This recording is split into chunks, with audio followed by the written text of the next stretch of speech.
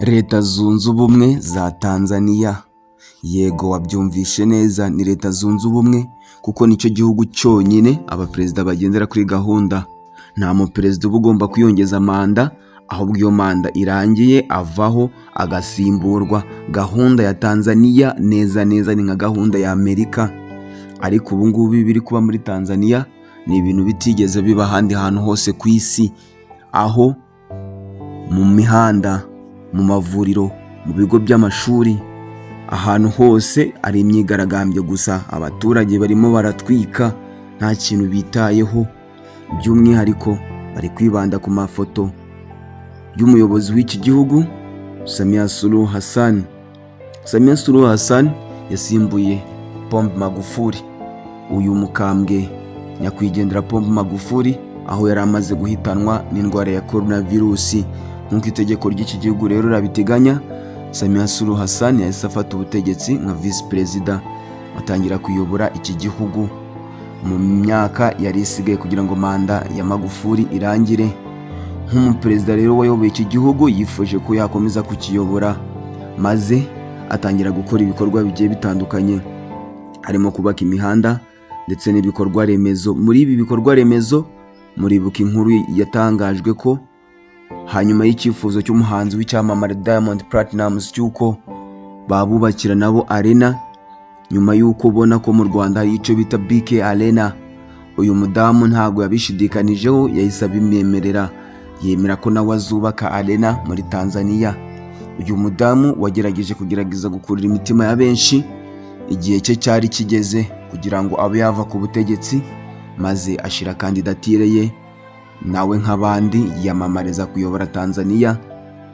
Igihe cy'amatora cyarashitse kiragera, maze mbere y'uko kigera abanza kugerageza gufunga abanyapolitike n'abatavuga rimwe n'ubutegetsi. Arabafunga kuko karahava, benshi imitima yabo icura umuborogo.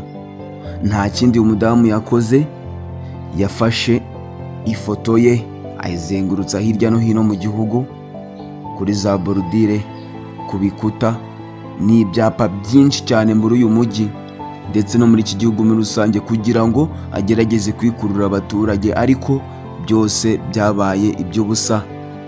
Maze igihe cy'amatora kiba kirashise kirageze, urubyiruko, abaturage bihura mu muhanda, batangira imyigaragambyo, baratwika, barirukanka, basenya ibikorwa remezo n'ibindi byinshi. N'ubu ngubu nta uramenya ibiko biri buze kugenda. Samia Suluhu Hassan akimara gufunga abanyapolitike, amatora yarabaye. Tanzania nk'igihugu gifite abaturage barenga miliyoni 60, miliyoni 37 bonyine nibo babashije gutora, abandi bose ntabwo batoye. Hanyuma y'uko uyu muperezida w'ubwe yari ahanganye nawe ubwe, bari bahanganye nabo bose yari yamaze kubafunga, abandi yabatorongeje. Maze ku munsi wa nyuma w'amatora haje kugira ari we wenyine usigaye, nuko Samia Suluhu Hassan ahangana na Samia Suluhu Hassan.